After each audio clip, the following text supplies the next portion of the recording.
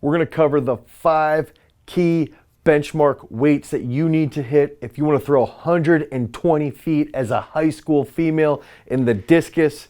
And we're going to start right now.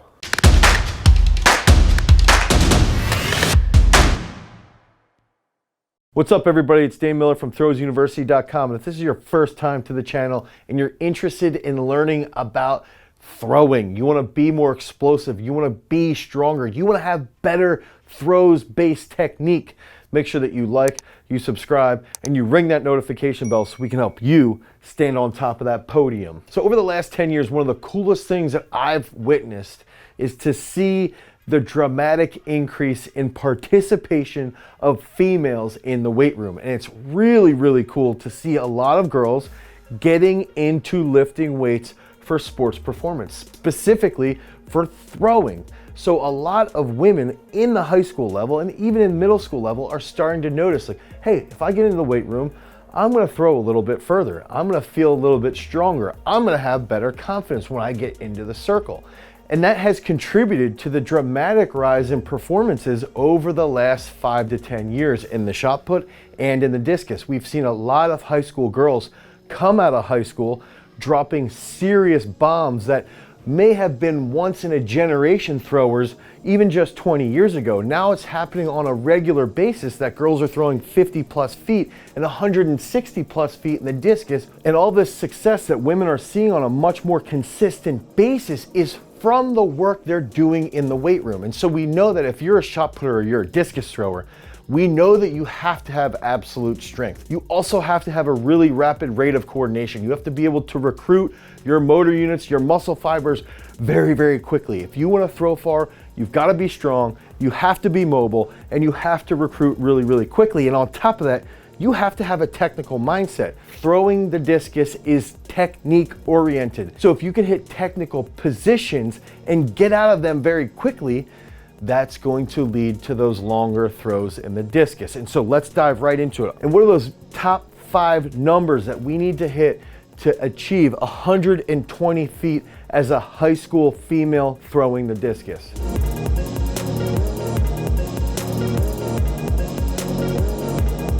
So that first key lift to throwing the discus far, we're gonna talk about the snatch. Okay, so if we are in high school and we're snatching and we're working on that technical development, we want to be technically minded. We want to hit good positions off the floor.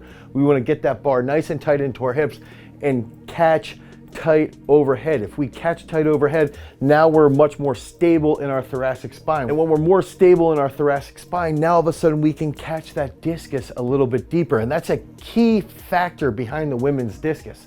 If we are very mobile in our shoulders, that's going to help the pull on the finish.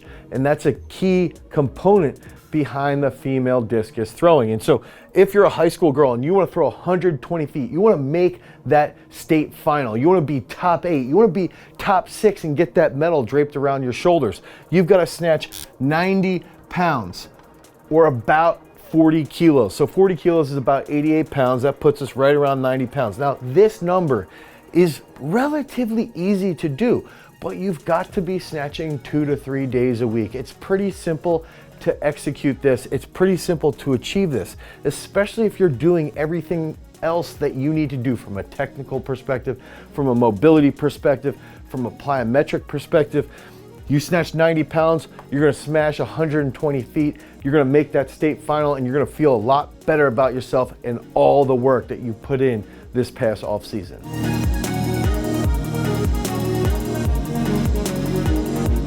Now that takes us into our next exercise, the clean. If you can think about the clean as a key component behind what we're doing in the middle of the circle, we're gonna be absorbing a lot of force. So when we're catching that clean, we need to squeeze in our gut, we need to squeeze in our back, we need to stay tight through our hips all the way down into the floor, through our feet.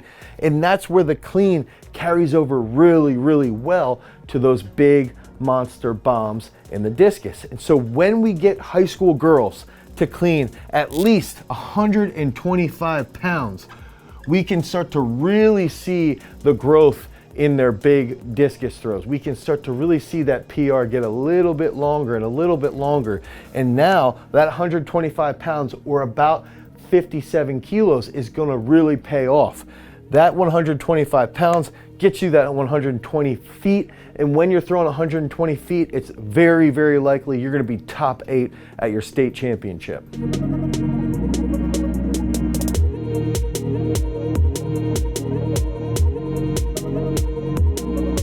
Now that takes us into that upper body lift. We know that the bench press correlates really, really well to the discus. We know all the research that Dr. Anatoly Bondarchuk did in the Soviet Union and how well the bench press correlates over to longer throws in the discus. When discus throwers increase their bench press up to 180 kilos or about 400 pounds, we will see an increase in their distance thrown. And the same thing is true of high school female discus throwers. As high school female discus throwers bench press a little bit more, now all of a sudden we're going to start to see that correlation in their standing throw. We're going to see that correlation on their finish. We know that their shoulder is going to get stronger. We know that when we get that discus nice and deep, there's going to be a big stretch across their pecs.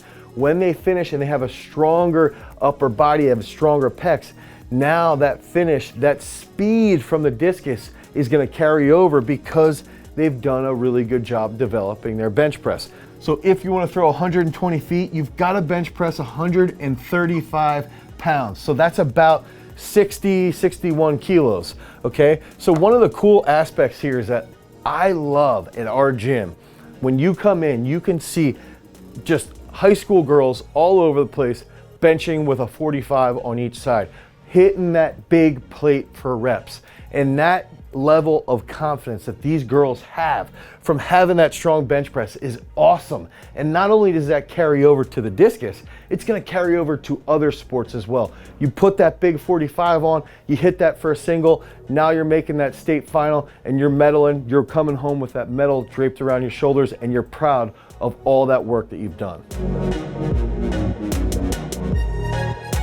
So now that's going to take us into the back squat. If we can think about that trunk being upright, we want that high bar, we want a full range of motion, we want our hamstrings and our glutes draped over our calves when we're getting to the bottom position, we want our abs staying nice and tight, we want to squeeze through our belly button, drive that chest up fast out of the bottom position to achieve a full back squat. That's what we're talking about. High bar, full range of motion back squat.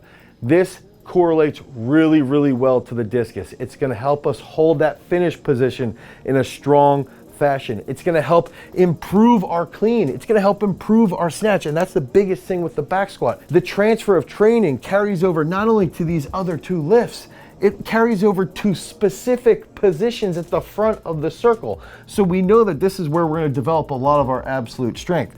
So when we can back squat 165 pounds or about 75 kilos, that's going to lead to our ability to throw 125 feet. And it's also going to push these two numbers. When these two numbers increase, this will definitely increase.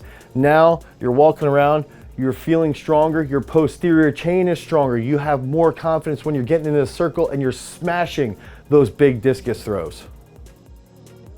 So we know all these benchmark numbers are key to developing as a discus thrower. We know that we have to hit all of these lifts on a consistent basis.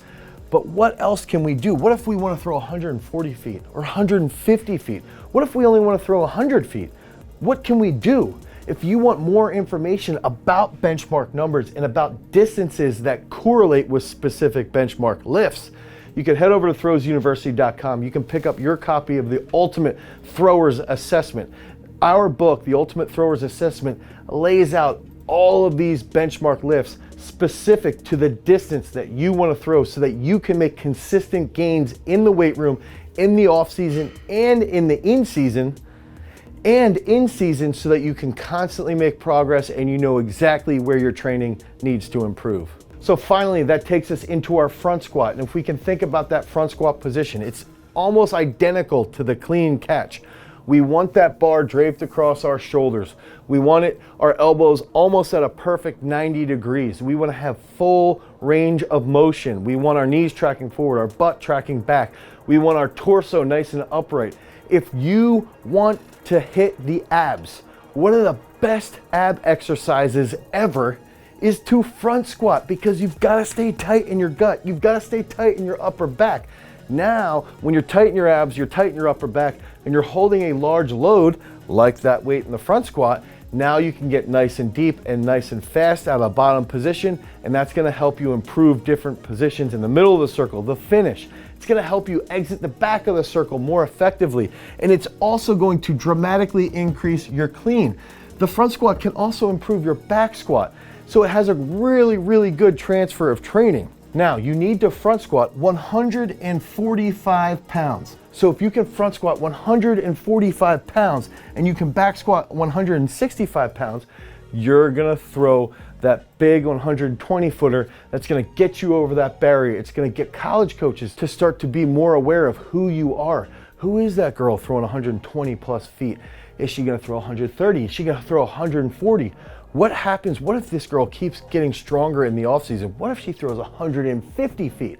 And those are the thoughts that might come through your mind as you continue to develop these numbers, as you continue to gain more success in the circle and improve that confidence long term. So if you want help with developing these benchmark numbers, click on the link down below. You can pick up a strength-based training program from throwsuniversity.com, or you can pick up your Ultimate Throwers Assessment. It's going to help you on your journey to getting atop that podium. If you want more information about discus throwing and discus training, you can click on this card right here. Until next time, guys, peace.